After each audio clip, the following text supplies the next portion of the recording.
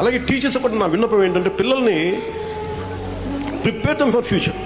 భవిష్యత్తు కోసం మీరు వాళ్ళకి తయారు చేయండి.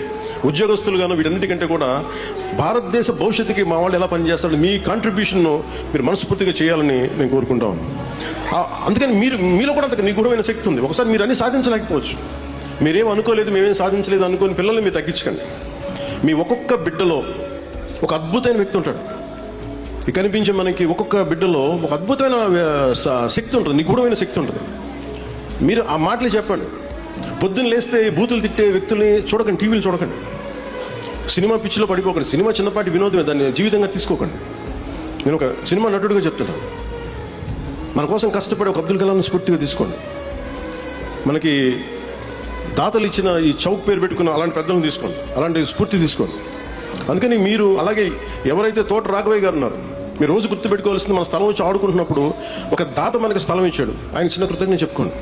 మనం కూడా ఏదైనా అయ్యి మనం కూడా ఏదైనా చేయాలి. That's how we continue the cycle of give and take.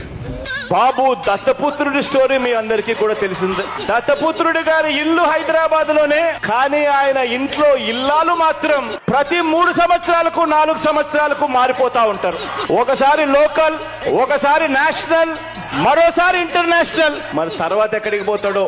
ఆడవాళ్ళన్నా పెళ్లిళ్ళ వ్యవస్థ అన్నా ఈ పెద్ద మనిషికి ఉన్న గౌరవం ఏమిటి అన్నది ఆలోచన చేయమని చెప్పి మిమ్మల్ని అందరినీ కూడా కోరుతా ఉన్నా.